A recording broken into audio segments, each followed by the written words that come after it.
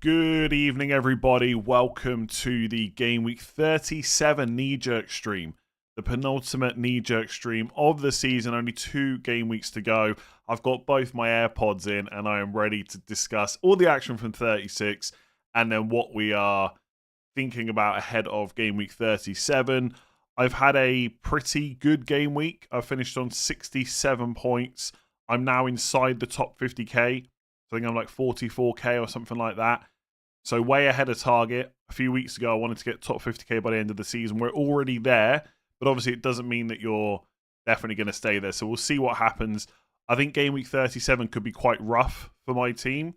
I don't think it looks that great, but we'll see what happens. I don't know if I'm going to roll this week. I'm not sure if I'm going to take a -4, but I think that's the only 2 options. -4 or roll, and that's about it.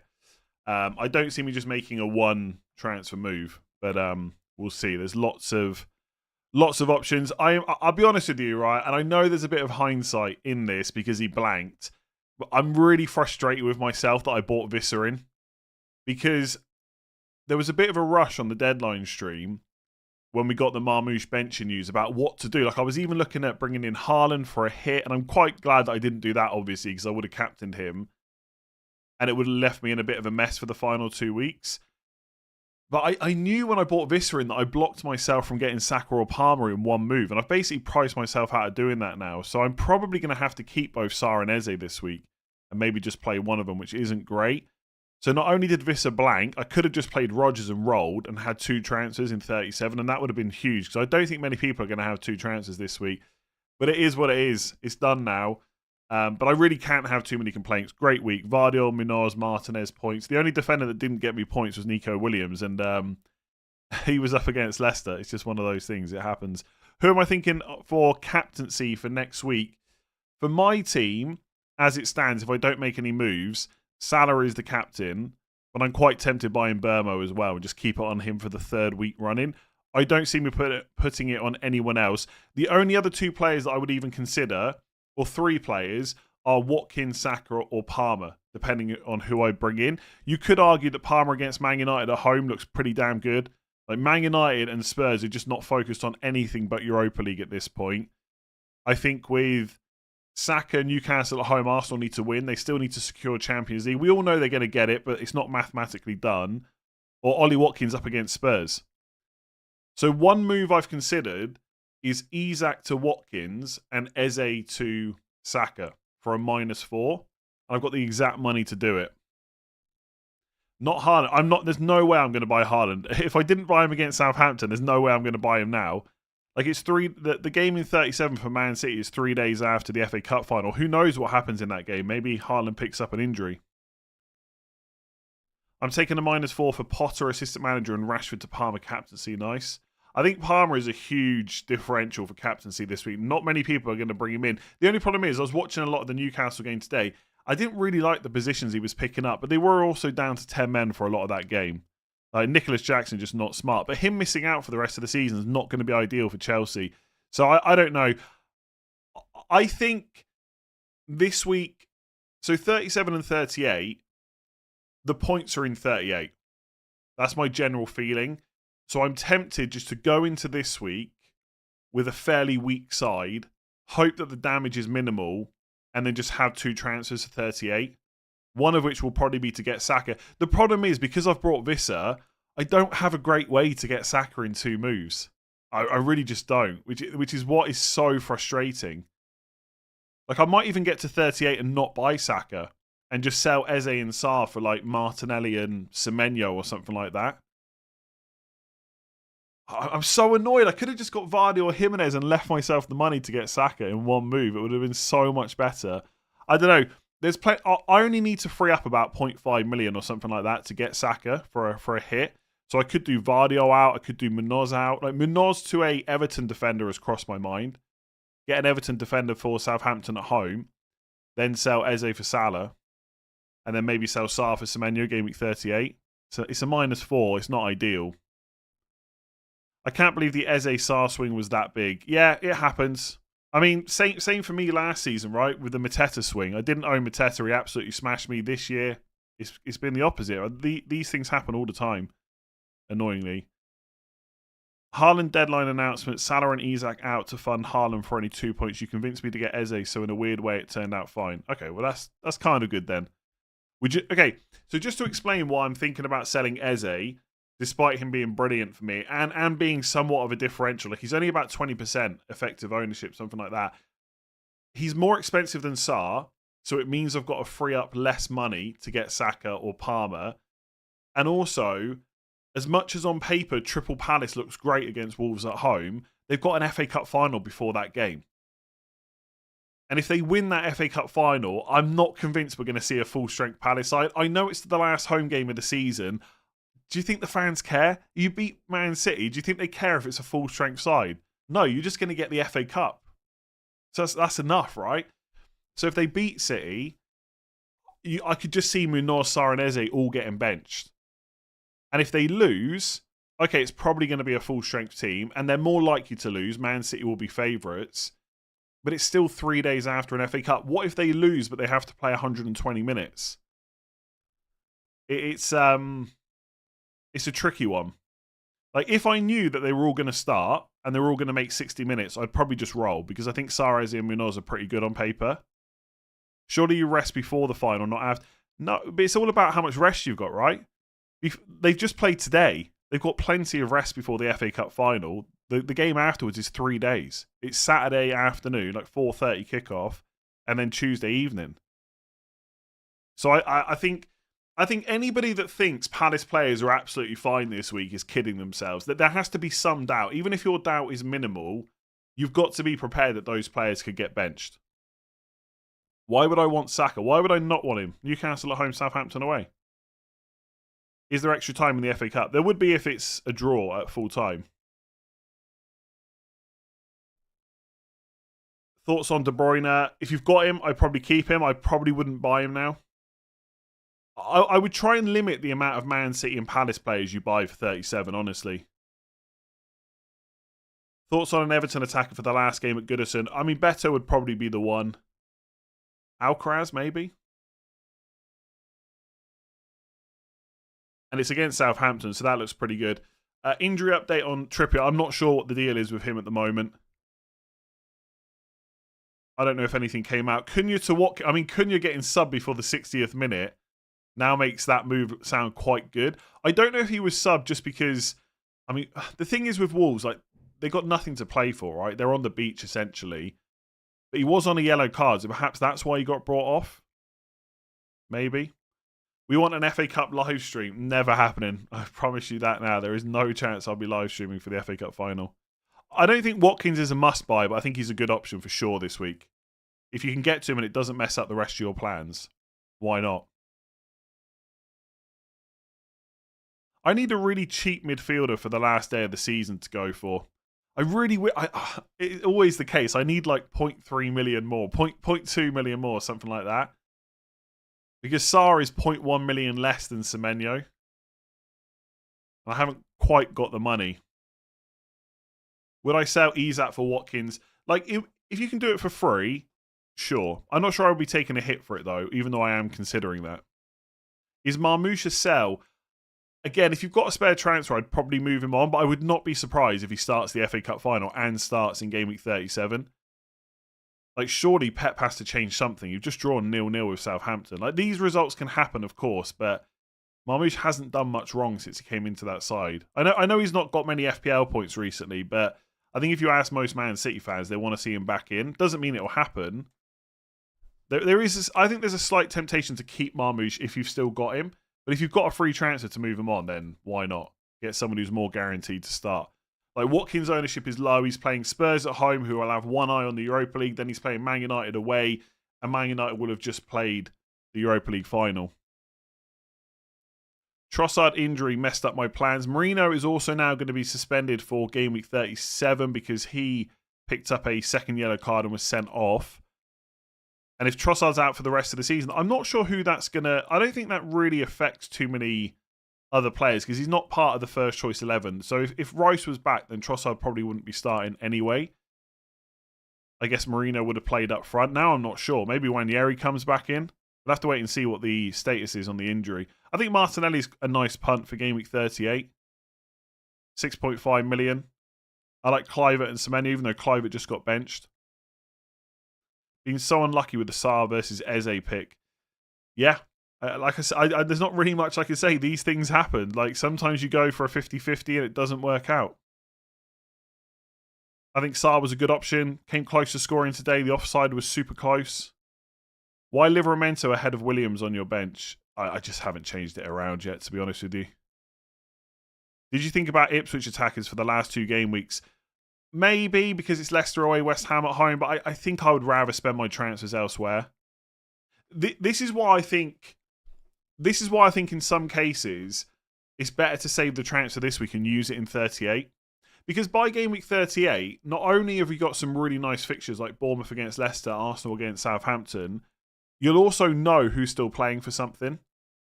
Because I think if Arsenal beat Newcastle, for example, they would then have Champions League secure. And so maybe they rotate in 38. But if they lose to Newcastle, you know it's going to be full strength against Southampton. And all of a sudden, then you can just go for whoever's part of Arsenal's first choice 11 in a great fixture they have to go and win. Would I play Saliba or Munoz? I think any close decision, I'm going to choose benching the Crystal Palace player this week. I'm super tempted to actually do this. So to play Evan Nilsson over Sarr and Nico Williams over Munoz. And just do something like that. And if I sell Isak, I'm going to be really tempted to play Raya over Martinez and go all in on double Arsenal defence.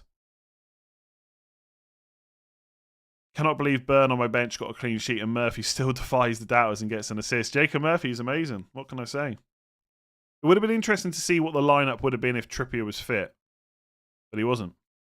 Now, Arsenal don't have Champions League secure, like mathematically. Again, they will get it. I don't think anyone has a doubt about that, but it's not mathematically done. If they'd beaten Liverpool today, it would have been done. From 400k to 40k in just 4 game weeks, having so much fun. Very nice. I think, yes, Savinho probably should be sold now. Play Wood or De Bruyne? I'd probably play Chris Wood. Should we sell Forest defenders? I don't think defenders are where your move should be right now. I just think the upside... Like, for example, I've looked at doing Munoz or Vardiol or even Saliba. Probably not Saliba because he's got Southampton last day, but Vardiol or Munoz out to fund a move for Saka. And when you start looking at defenders for the final 2 weeks, the options are just rubbish. There's really no one interesting. There's not an attacking defender that has 2 good fixtures and good chances of a clean sheet out there for the final 2 weeks. Everton defender's good this week, but then it's Newcastle away in game week 38. Arsenal defender's good in 38 against Southampton away. Newcastle at home, not so good. And also, I've already got double defence, so that would lock me out of Saka. So there's plenty of defenders you could bring in. They're not all that interesting. Like Chelsea ones are probably not too bad against Man United at home and Forest away. It's just not that exciting. Unless you've got defenders playing Liverpool and Arsenal and teams like that every week, I really wouldn't spend too many transfers on it. There's much more exciting things to do. Like if you look at the fixtures in 38, I've already mentioned Bournemouth, Leicester. I mean, even Ipswich, West Ham. Like go and get actually Wan-Bissaka is probably not that bad to bring in. Forest at home, Ipswich away, final 2. But yeah, Bowen is an option. Like if you get a leak that Fulkrug is starting, then you've got a massive differential. Liverpool players against Palace at home potentially. Like if there's any leaks about who's starting in that game, especially if Crystal Palace have just won the FA Cup, which I know is unlikely, but you never know. Newcastle maybe, probably not so interesting. Arsenal players for sure, maybe even Brighton players. So I think game week 38 is quite interesting, more so than this week. Like I'd rather take a punt on a Bournemouth, not even a punt, but I'd rather get a Bournemouth or an Arsenal player in than I would an Everton attacker this week. Now, for some of you, it might not be an either or. You might need to bring someone in this week to fund another move, and so going for an Everton attacker might make sense. But most of the time, I'm preferring that transfer to be used in 38. Thanks so much for your tips. 7 months, by the way. Thank you. I just gained 20 points over my mid-league rival for a total of 26. Very nice. 26 is going to be difficult to catch in 2 weeks. Marmouche to Beto, Murphy to Saka. Thoughts? Don't mind if it's for free. Just remember that Beto's got Newcastle away in week 38. I'm sick of this. There's so many people talking about Eze and Sarr. The funny thing is, earlier on in the season, when everyone was buying Sarr and I bought Eze, like no one could believe it. Everyone was like, why are you buying Eze? Sarr's clearly the better option. He looks in form, clinical, all this stuff. And now, it has been a harsh swing. I can't say any different. But here's the thing. I think people are talking about it as though there was this big decision about Eze or Sarr. Let's be real. Most of you just picked Sarr because he was cheaper. It's not because if they were the same price, then I think the swing would be a bit more harsh. But essentially, it wasn't a case of Eze or Sarr. You just picked Sarr because he was cheaper, right? And so you could fit everyone else in. I don't think many people were genuinely looking between the two. Trent getting booed was crazy. Sad. Yeah, I think it's harsh, but I'm not going to argue with Liverpool fans. They're just sick of him, the transfer fee and stuff like that. But I thought it was harsh. I did think it was funny when they were singing the Steven Gerrard song before Trent came on. Maybe in memory of when he wanted to join Chelsea, possibly. Eze scored 2 goals when you bought him in. I was so convinced you were wrong. Eze's a good option. What can I say? Not anymore, but he was. And I got lucky, and sometimes you need a bit of luck. Newcastle have beaten Arsenal 3 times this season. Got to keep Isak for that game and presume Saka starts the last 2. I think Saka will definitely start in the next one. He should start against Southampton as well. I don't think you have to keep Isak. I think ultimately I would still look at Arsenal away as a tough fixture. Like if you want to do Isak to Watkins, I think that's fine. I got Eze because you said he was the better player. Did I say that? Don't know if I did. De Bruyne was not giving back as much as I wanted. Now is the question, go to Palmer, then Saka, or direct to Saka? That's a really tricky one that I'm not quite decided on. Like, if I get the money for Palmer and Saka, I'm not sure where I'm going to go. I'm a little bit tempted to go Palmer for captaincy. Basically, if I bring Saka in, I think I'll end up captaining Salah. But if I bring in Palmer, I might be tempted to captain him. But losing Jackson is not going to be great for Chelsea, I don't think. So I'm not quite sure where to go. And obviously, if you do Palmer, then Saka, you're using an extra transfer. So like for me, for example, it doesn't quite work out like this for now. But had I not born Visser, it would have been Palmer in 37, then Saka in 38. Or Saka in 37 and then getting someone like Semenyo or Kluivert against Leicester. I don't know. It's a really close one. I think it all comes down to captaincy.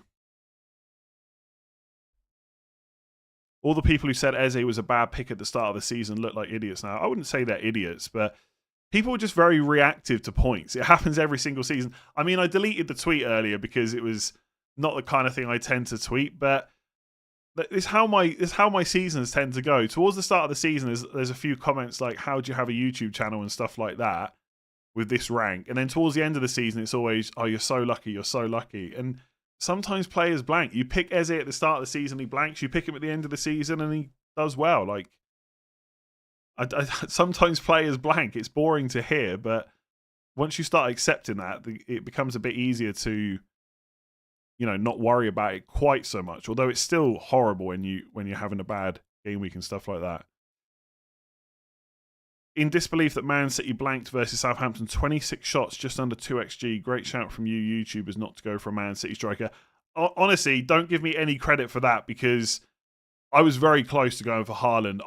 I was a bit all over the place on the deadline stream, but there is another scenario, another world where I go for Haaland. The thought of him getting like a hat trick when no one was captaining him or even owning him, like I couldn't let that go. But in the end, I think if there was no FA Cup final, like if it was just 36 this weekend, 37 next weekend, 38 the weekend after, I might have been a bit more tempted.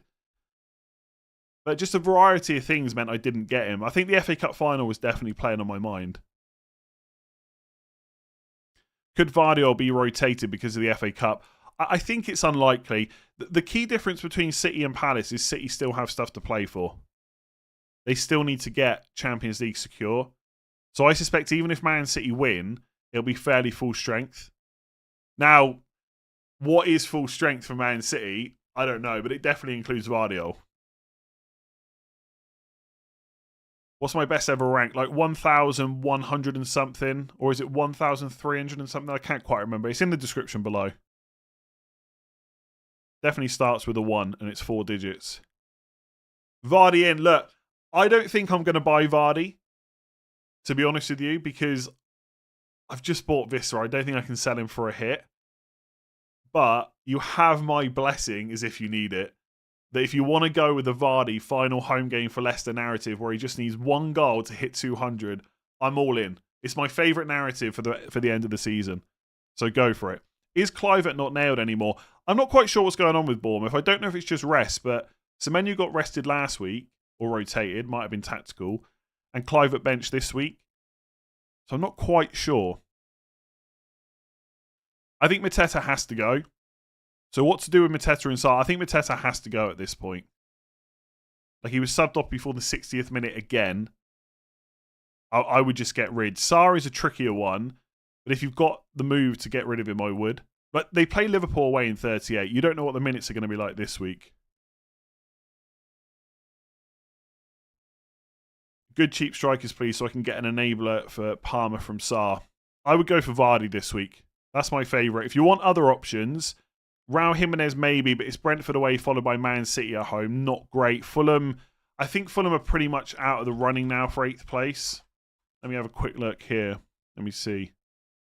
Yeah, Fulham are now 11th, 51 points. 8th has 55. Yeah, so they're not completely out of it, but it's very unlikely they're going to get Europe now. So they're not quite on the beach, but they almost are. And plus the fact they got to play Man City last day, I don't think I would go Raul Jimenez. Vardy's probably my favourite because it's Ipswich are home this week, but it is Bournemouth away 38, which is not great. But if you only have to play him this week only, because you can bench him next week, then Vardy's my favourite. The lapse an option, Leicester away, West Ham at home. I think he got, let me just double check here. I think his minutes were pretty decent the last few weeks. He was carrying a knock at some point. Obviously, Ipswich got nothing to play for. Yeah, the only thing with Delap is he is getting okay minutes, but not like 70, 67, 61 last 3 games. I'd probably dodge him. Otherwise, Beto. But there's no chance Vardy gets benched in 37. No chance at all. I'm buying the narrative. I'm all in. And I hope you do really well if you bring him in. I think he's my favourite one. It's Bournemouth away 38, which is not great. Yeah, I wouldn't go Delap now I've looked at that. And I probably wouldn't go Raul Jimenez. Isak was very poor today. I don't think Isak's been great for a little while, to be honest. But there's no chance of him being benched. We know, like, he's the kind of player that can turn it around at any point. Like, Salah's also not doing that well at the moment. Palmer's doing rubbish. Saka's not doing great. Like, Salah hasn't had a score above 8 since game week 30. 3-2, 6-3, 8-2-2. And I'm still not selling him because where do you go? And the key thing for me is Salah's still playing 90 minutes. Despite the league being gone. And I just don't see that changing for the final 2 games. Like, he might get subbed early in the final home game of the season, get that standing ovation. But he wants goals, he wants assists. I just don't think it's happening.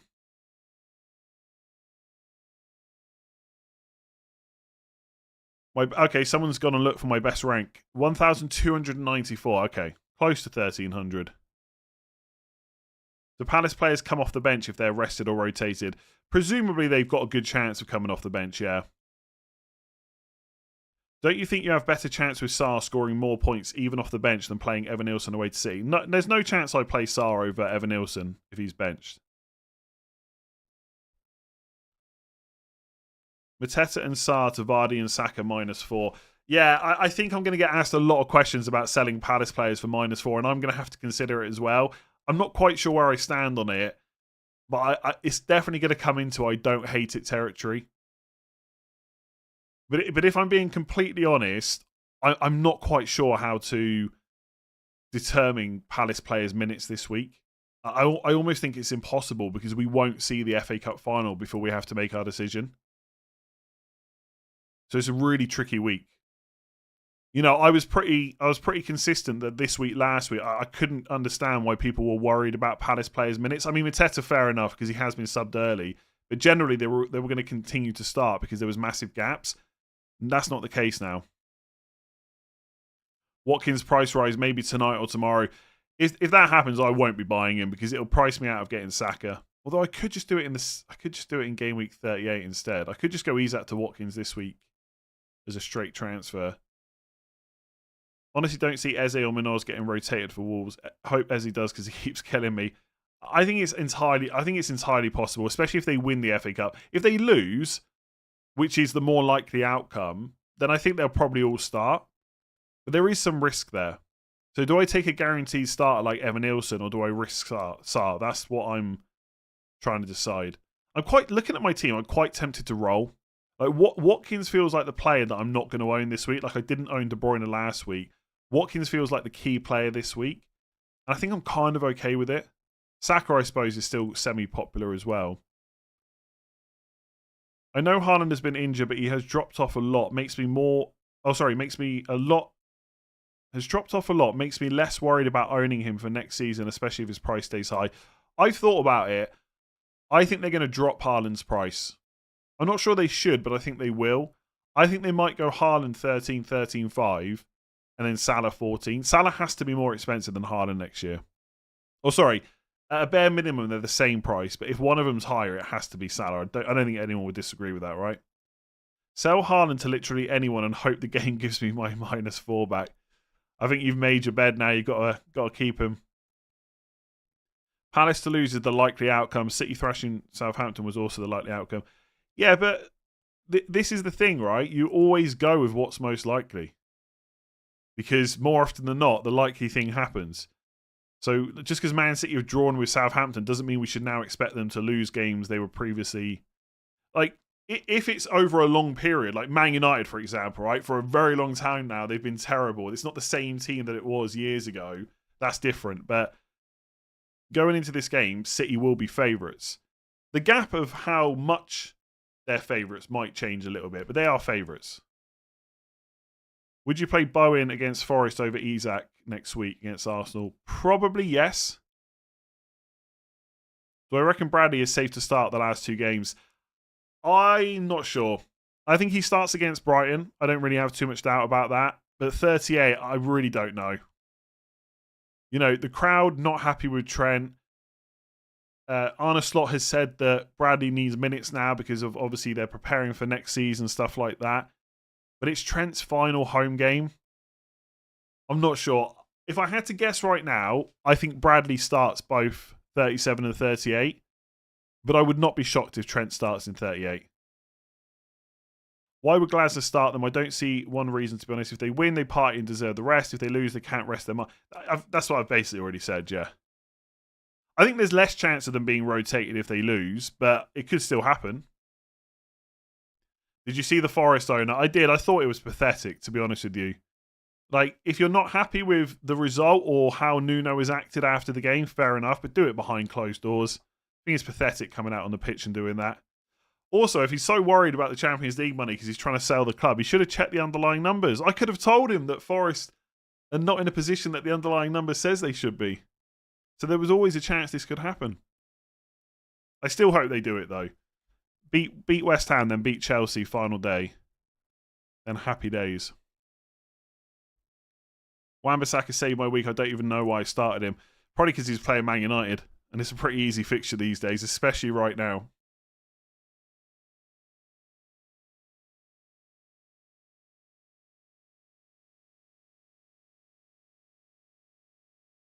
Salah ending the season badly means he won't have a big price rise.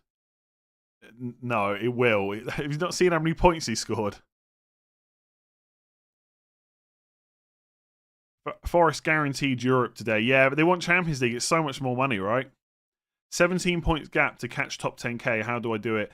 You've probably got to go slightly differential. I wouldn't necessarily say you have to go crazy, but maybe I mean, this week I think captaincy could be all over the place. So maybe wait until 38 to decide how crazy you have to go with your differentials. People taking hits to get the 8 best attacking players, but you must bench one. So Vardy in 37 makes sense, right? I don't know what that means, to be honest. Am I really benching Munoz against Wolves and Aït-Nouri? Possibly. Well, I guess I'll decide by the deadline, but possibly. Can't believe Spurs or Man United will be in the Champions League next season. It's the great... the Europa League final is the great Premier League shite-off, basically. The Man United and Spurs are so bad. I mean, I think if they weren't in the Euro... Maybe this is wrong, but if they weren't in the Europa League, they probably would be slightly higher, I think. Because they have got one eye, or both eyes, to be honest, on the Europa League final now. And Europe has been the focus for quite a while. But when I say they'd be higher than they are now, I'm talking like 1 or 2 places, not like top half. Can both teams lose? Fortunately not. Also, I felt quite nervous about playing Spurs because of their record recently, but I listened to James on Planet FPL on his Ask James stream, I think, on Friday, and he made me feel a lot better about it. And he's a Spurs fan. Basically saying those 3 results, don't pay any attention to them. And his reasoning was good, so I'm a bit more confident now. Plus, it is Spurs, so you know. Whoever loses the final, their fans are going to flip. I think Man United fans might flip a little bit less than Spurs fans, possibly. I think Amorim's got a bit more... Like, Amorim's not getting fired, whatever happens. Whereas Ange possibly is, whether he wins or not. If he doesn't win, I think he's done. But neither set of fans will obviously be happy with this season if they lose. Yoro is injured now. Yeah, I saw that. It doesn't look good. Really big miss. I think Yoro, like, as much as Man United's recruitment over years has been really bad, I actually think most of the deals that the new ownership, or at least the new people in charge, have done have actually been all right. And I think Yoro is one of them. I think he looks really good. He's not the finished article by any means. Let's give him a couple more years. But yeah, I love the guy. But looks like he's going to miss the rest of the season potentially. People are fuming that Man United are in the fight. It's quite funny. Oh yeah, so the Ange Postecoglou, I win something in my second year. If Man United had gone out, I'd be rooting for Spurs, honestly. I said that. I was rooting for Spurs in the Carabao Cup once Man United were out. And I said, if Man United go out of the Europa League, then I want Spurs to win it, just because of Ange and that quote. He also said to a journalist, there was another quote that said, no, I didn't say... Oh, I can't remember the exact quote. Someone find it for me. But it was something like, I didn't say I might win something in my second year. Yeah, I said I always win something in my second year. And that's just one of those things that will go round and round on social media. It's like one of those cold quotes if he wins. But obviously I don't want him to win now. I mean, you can't play all 8 attacking players. You must bench one. So it will only give you a benching headache if you go for Salah, Saka, Bowen, Mbeumo, De Bruyne, Vissa, Isak, Cunha. Who'd you bench? Yeah, but I'm really not sure. I don't get your point. Yes, if you bring in 8 good attackers, you have to bench one. So maybe you don't need to take a hit for someone else. I don't know what I'm missing. If you've got 7 good attackers this week, then you probably don't need to make an attacking transfer, right? Is it crazy to captain Watkins versus Spurs? No. I think for the majority of teams that own Watkins, he will be their captain this week.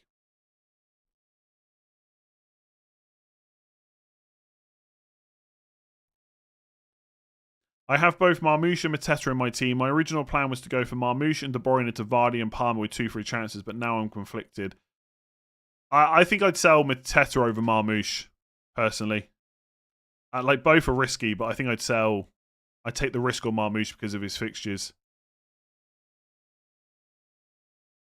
Thinking of getting Watkins, should I remove Chris Wood or Marmoush? Marmoush. At least with Chris Wood, you know he's going to start. Also, Awani picked up an injury today. Now, Wood's minutes weren't really in question anyway, but they've just been helped. Awani didn't get subbed off because they didn't have any substitutions left, but he did pick up a bit of an injury. Didn't look like he could really move that well. I'm 7k currently, but got the Raya versus Areola and Wood versus Vissa wrong. Still gutted. It's quite funny that Chris Wood outscored Vissa, I think, because had Chris Wood scored 3 or 4 goals in the last 8 games instead of 1 goal, so many more people would have gone for him. But because of his form, they didn't do it, and now he's scored.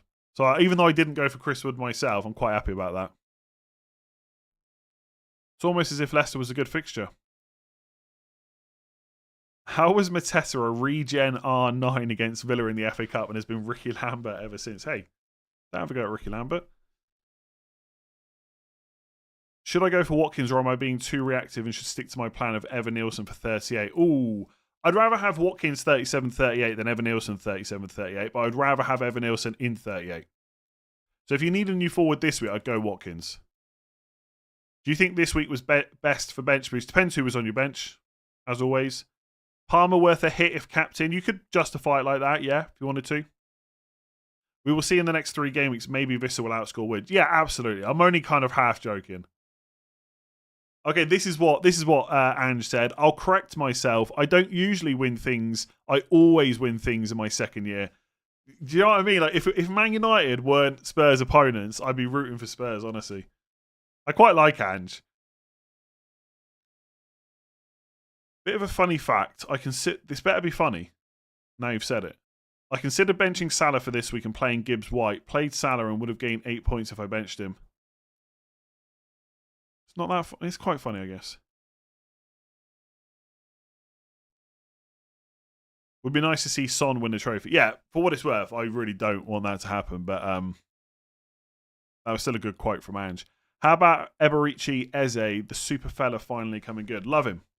Absolute legend.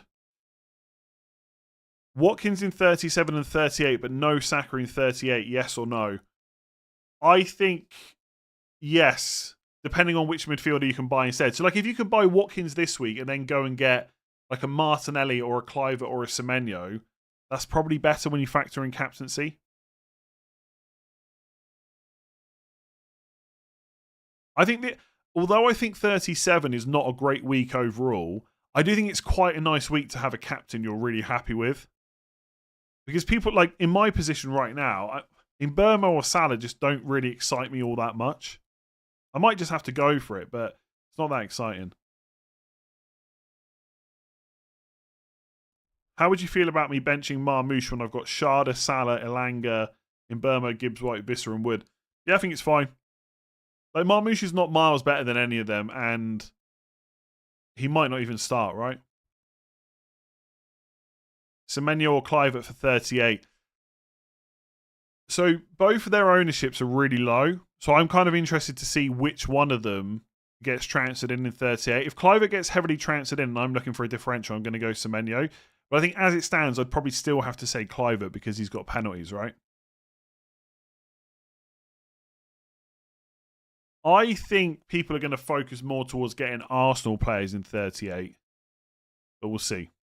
Actually, do you know what? That's probably wrong because Semenyo and Kluivert are going to be easier to get to. Same with Evan Nilsson. Because everyone's going to have a forward that's more expensive than Evan Nilsson they can sell him to. Long way to the deadline stream, but as things stand, what are your moves? Imagine this is the deadline stream. I think I roll. And I think I play Evan Nilsson over Sarr and probably Nico Williams over Munoz and just hope that neither start. And just hope that Eze does. There's no hits that I'm really that happy about this week. But I am tempted to get Palmer, honestly.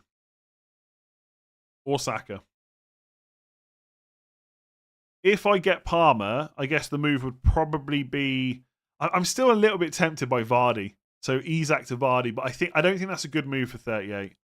So maybe one of my defenders down to an Everton defender, possibly. Can you confirm Morgan Gibbs White will get 3 bonus? Just go and look on the FPL page. Scroll down to the game and see if he's at the top.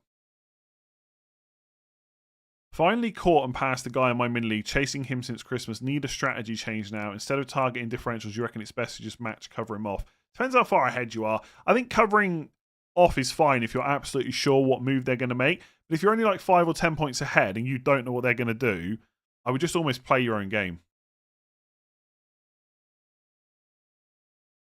It's better to roll and go all in on 38. I agree, but there's not actually that many interesting things I can do for 38 with 2 free transfers, I don't think. Like, I could just roll and then go Eze, Sarr to Semenyo and Kluivert. If you could move De Bruyne to Palmer for free, would you do it? Yes. And captain him, yeah.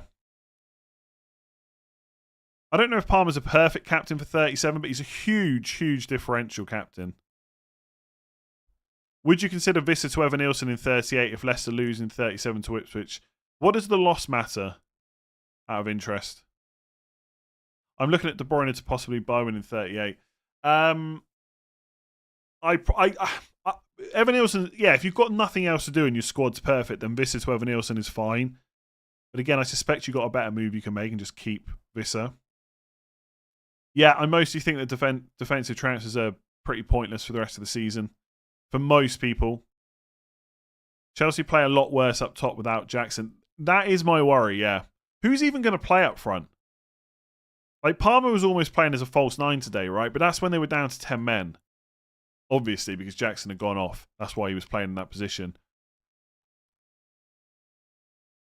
But they haven't really got another forward to bring in, have they? Will Tyreek George play it? In Kunku, I don't see... That's not going to happen, I don't think. I mean, if Palmer plays the 9... That's the thing. I don't think he will play Palmer as the 9. Not when he got 11. Yeah, Neto, possibly. He just seems to like Palmer a bit deeper, coming and getting the ball. Reece James, number 9. I don't see that. If Palmer was going to play number 9, I'd get him in and captain him. Mateta to Vardy to afford Saka in 38. Yes, like it. I think with Vardy, I especially like it if you don't have to play him in 38, because that is not a great fixture.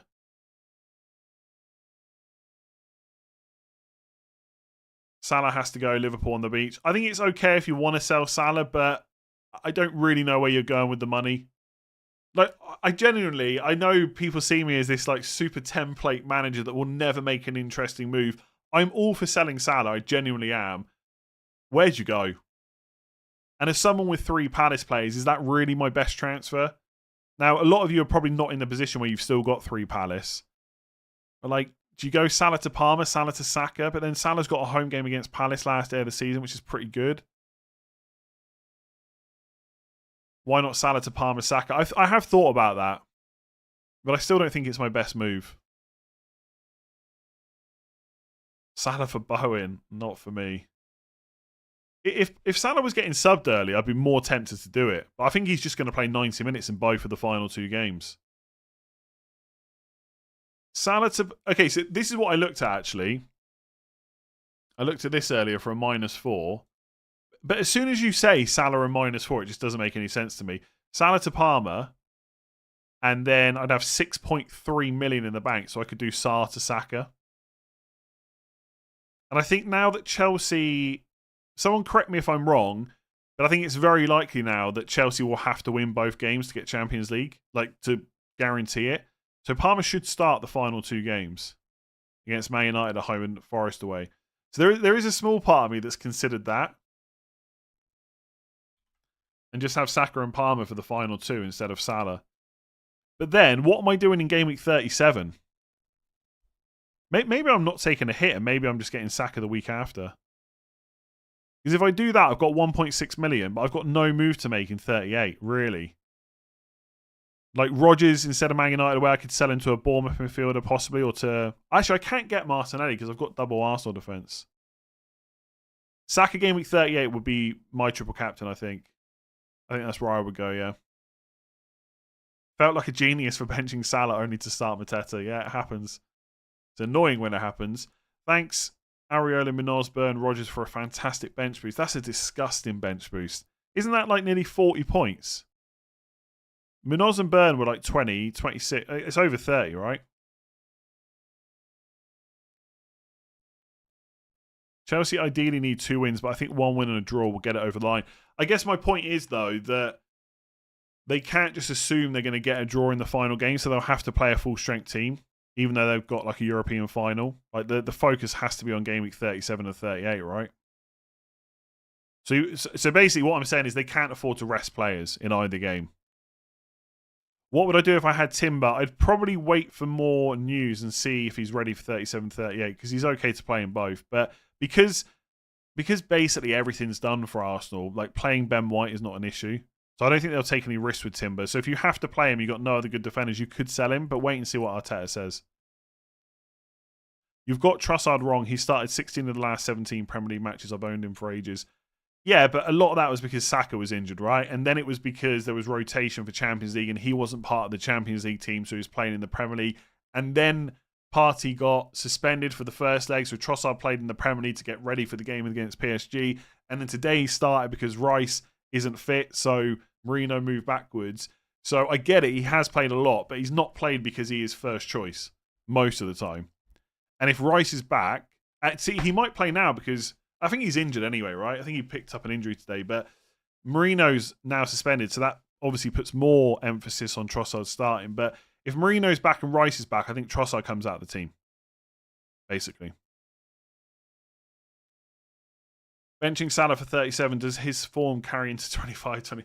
I don't think we need to worry about Salah, right? The Chelsea game against Forest will be a shootout for who gets Champions League. Aston Villa will be in the driver's seat with their fixtures. Quite possibly, yeah. I wouldn't buy Saka this week if Arsenal beat Newcastle, likely rotation. This is why I'm saying I kind of want to just roll into 38. I wanted to roll last week. Why didn't I do it? Honestly, if there was no leaks, I would have just kept Marmouche. And yes, I would have got a 1-pointer, but I have 2 free transfers. The leaks have killed me this week. Not like I would use them every time they come out, but this specific week it would have been very handy.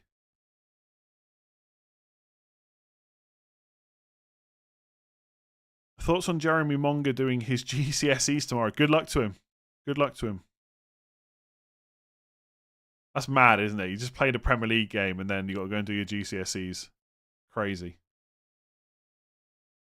Watkins and Palmer in for Haaland and Murphy for free. You're selling Haaland already. I mean, that's probably a good moves, yeah. That's probably good moves. At least you didn't go Haaland. I know, got a bit lucky there.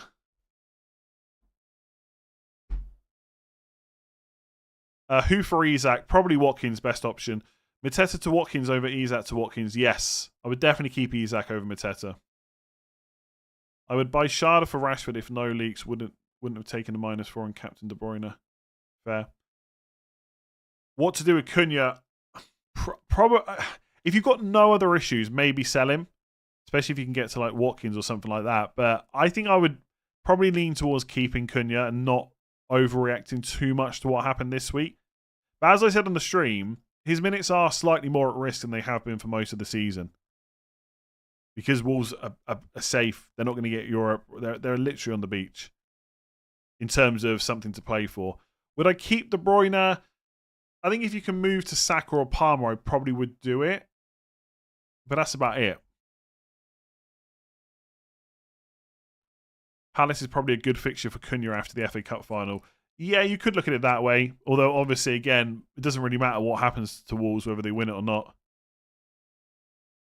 So you finally did bring in Sarr over Evan Nielsen. No, I just haven't saved the team. I'm going to play Evan Nielsen, I think.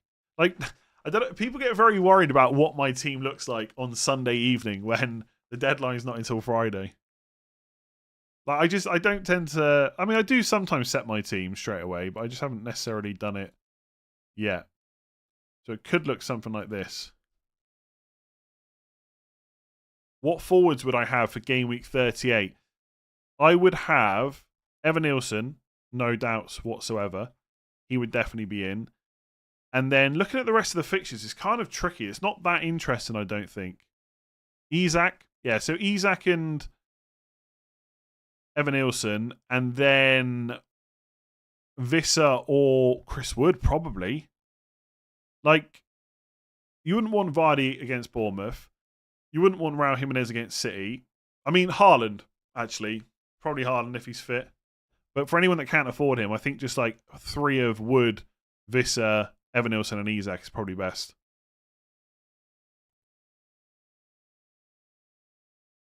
Oh, and Watkins, yes. Watkins, absolutely. Is Watkins worth selling Konza for a -4? No. Is Mateta the most likely to be rotated for the Wolves game?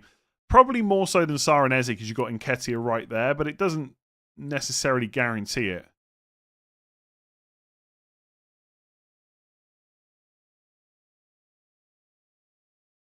Thoughts on FPL Harry's disaster class -8? Isn't he in the top 10k? I'm not sure you can class anything as disaster class when he's that high up for like the however many seasons in a row. Like, you know, no one's season is ever perfect. I think that's probably the wrong person to have a pop at. Mateta's Evan Nielsen this week or next? That's a good question. I'd go this week, I think, even though it's a bad fixture. I actually didn't. And I'd probably hold and hope for the best, and just see next week. Again, is that transfer more interesting in 38? Stuck with triple Brentford attack. Should I sell in Burma or De Bruyne for Saka this week? De Bruyne for me.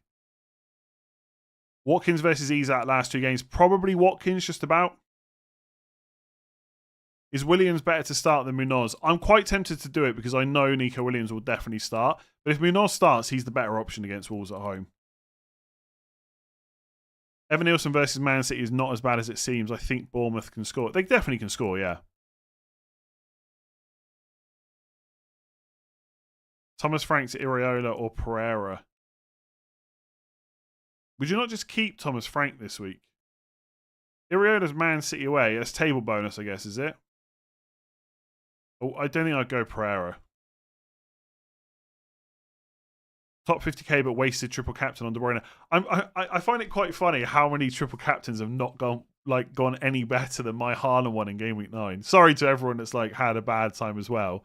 But it always makes me feel better about it. I know some people went Salah and he absolutely smashed it. But so many have gone like Marmoush in 33 or De Bruyne this week, or some people would have used it on Haaland. And somehow my Haaland in Game Week 9 came out all right. Even though it was still terrible. Evan Nielsen will probably be benched the way Areola is going. I don't see it. Especially with Utara injured. I think he's probably going to be out for the season as well.